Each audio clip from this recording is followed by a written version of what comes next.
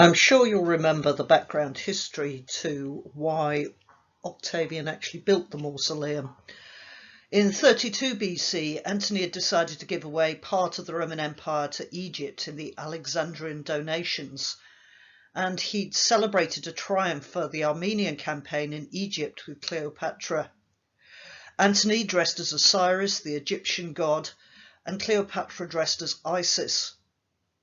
So in 32 BC, Antony was effectively celebrating Roman triumphs with Roman armies in Egypt. And then he'd given away part of the Roman Empire, as I say, in the Alexandrian donations to the Egyptian queen. He had reasons for doing that. That was the same year, if you remember rightly, that Octavian then stole Antony's will from the Temple of the Vestal Virgins, and he read it to the Senate. And in Antony's will, Antony stated that he wanted to be buried alongside Cleopatra in Alexandria in Egypt. And then that was seen as disloyalty to Rome. Octavian then began his work on his mausoleum in 32 BC when he was 30 years old. If Mark Antony was going to be buried in Egypt, Octavian in 32 BC wanted to demonstrate that he was loyal to Rome. And so if Antony was going to be buried in Egypt, Octavian wanted a mausoleum in Rome. Octavian was simply reinforcing to the Senate that he was a dedicated Roman, unlike Mark Antony. Octavian has a large building program set around something called the Campus Martius. That is the old parade ground in ancient Rome. That idea that he is building buildings of peace in an area where there was once war. The Campus Martius used to be the old Roman parade ground where soldiers would march around, and now he was associating it with the Arapakis, the altar of peace, and the Mausoleum of Augustus. They are roughly in the same place. So the building you can see on this slide is actually the Mausoleum of Halicarnassus, and it's what Augustus bases his mausoleum on. It was one of the wonders of the ancient world, and it'd been built by Mausolus, who was a satrap, a provincial governor from the First Persian Empire in the 4th century BC. It was a very well-known building and an absolutely massive building, but most buildings of the Second Triumviral period were well-known and were massive. The Second Triumviral period is that period when Octavian, Mark Antony and Lepidus are influential.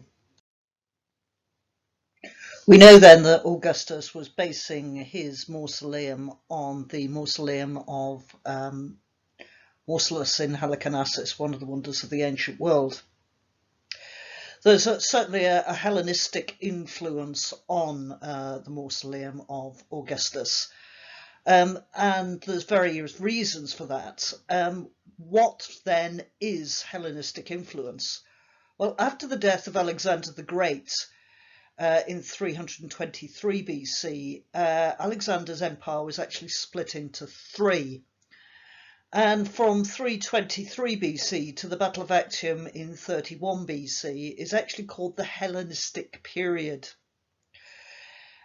His successors in Egypt, the Middle East and in Greece are called Hellenistic kings. They are meant to be Alexander's successors. So that 300-year period up to Actium, the Hellenistic period, people in those countries were seen as Alexander's heirs. And they built Hellenistic monuments. So these large funerary monuments were built throughout the empire in the Hellenistic style, and the Mausoleum of Halicarnassus in Turkey in the First Persian Empire was one of those examples of a Hellenistic tomb. They are meant for the heirs of Alexander the Great. But the real tomb of Alexander was in fact in Alexandria, Egypt, where Mark Antony was to be buried. Mark Antony then was to be buried where Alexander was buried. So Augustus has got to kind of go one better in a sense. And so he builds his own mausoleum in the style of a Hellenistic king, one of the wonders of the ancient world. This mausoleum that he builds is meant to be direct confrontation with Mark Antony in Egypt. And if Mark Antony was to be buried in Egypt in a pyramid, Augustus was to be buried in Rome in a round building. All of this is Octavian Augustus trying to better Mark Antony simply by where he has got his mausoleum located, the influence of the mausoleum, and he's simply saying, I'm just as good as Mark Antony. I am like one of these Hellenistic kings that were the direct ancestors to Alexander the Great. There's a video coming up, but let's give you some brief details of the mausoleum. This is the Mausoleum of Augustus. It is round, it's 42 metres high, and a bronze statue of Augustus stood on the top, shining like a beacon. That is now lost. Marcellus, the husband of Julia, was the first to be buried inside in 23 BC. Virgil mentions the funeral in Book 6 of the Aeneid. And it was built on the Campus Martius, Mars Field, that is an old parade ground, so its very existence symbolised the idea that Augustus was bringing peace to Rome. We've talked a little bit about this before, but this is a better map of the Campus Martius, so you can actually see what is there. The Mausoleum of Augustus itself was surrounded by public parks and other buildings. You can see that the mausoleum is very close to the Horologium, which is the sundial of Augustus that was excavated by Mussolini in the 1930s. You'll notice next to the Horologium, that sundial, was the Areopagos as well. The Mausoleum of Augustus and the Areopagos are therefore in a straight line.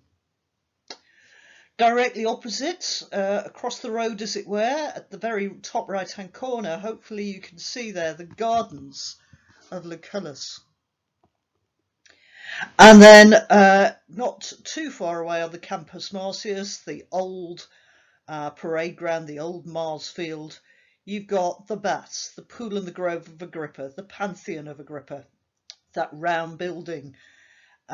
You've got the Septa Julia, the voting hall, a reminder that you only vote because it is you are blessed to do so by the Julian clan. The Theatre of Pompey, the Amphitheatre, the Theatre of Balbus, the Porticus of Octavia, the Theatre of Marcellus. Notice the parkland. Parklands often give the impression of a classical Greek temple because sanctuaries in Greece were surrounded by parks.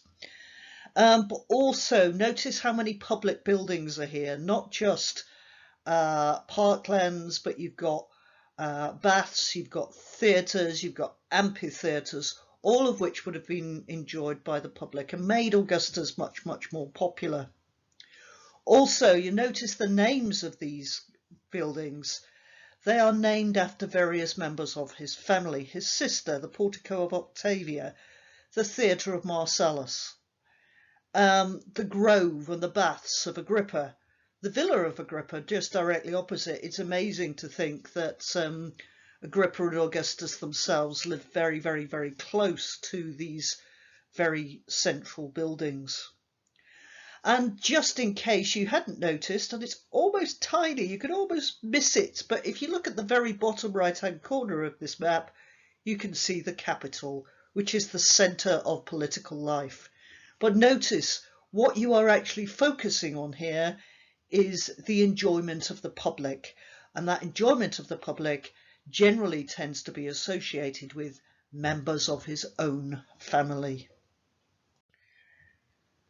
We talked in the previous slide about the location of some of the buildings on the actual Campus Martius, but the map that you've actually got here widens it out ever so slightly.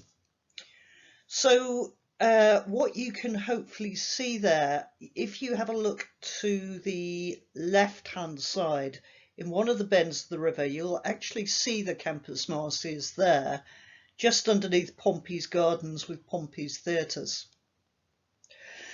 That was where the Areopagos was, and that was where the Campus Martius was. The buildings close to the mausoleum, we've talked about that before, the Areopagos, the Sundial, the Horologium, the Pantheon of Agrippa, the Theatre of Marcellus, they were all there on the Campus Martius. But let's just widen this out a bit to some of the buildings that we've already talked about. At the bottom right-hand corner on the previous map, you actually saw the Capitol building. The Capitol building was the place, the centre really of political life. Capitoline Hill, the Capitol in America, is still obviously very important. And on that you've got the Temple of Jupiter, which is where they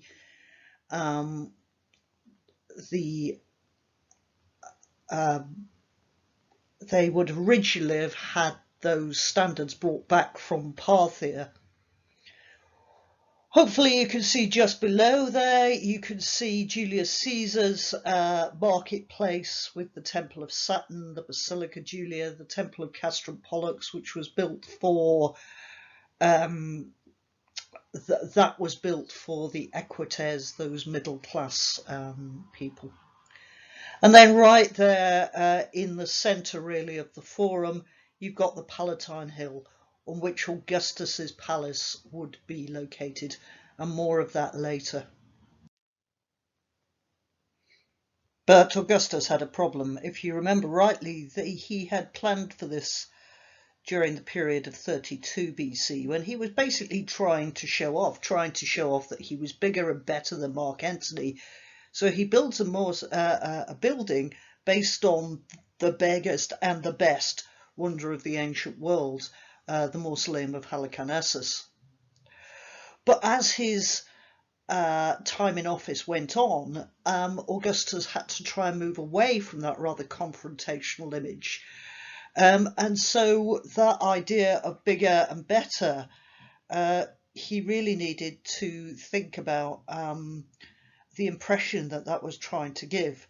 He was more interested as he grew older in showing that he was constitutionally elected, being a man of the people, and also associating himself with peace, than showing off that he was bigger and better than everybody else. One of the topics that I've assigned you today is to put these classicist views into your own words. So here is Classicist View number 1 by Paul Zanker. The monument was first of all a demonstration of its patron's great power. The name Mausoleum, which it bore from the very beginning, was thus totally justified. The term embodies a sense of marvel at the sheer size, which far overshadowed all earlier such structures in Rome, and could only be likened to the tomb of the Carian dynast, Mausolus, one of the 7 wonders of the world. Paul Zanker. And here's Alison Cooley from Warwick University, just down the road. She says this: the Mausoleum of Augustus was completed in 28 BC, several decades before his death. Given its size and complexity, work on the monument must have begun some years earlier, perhaps in 32 BC, with the tomb playing an important role in the final propaganda battle against Antony, leading up to the naval battle at Actium in 31 BC. By building such a massive tomb for himself at Rome, the young Caesar was eager to highlight the contrast between himself and Antony. The primary purpose of the mausoleum was to contrast Octavian's Romanness with Antony's Eastern affectations. And here are some questions for you to answer. Please don't forget, don't just use the audio within this PowerPoint.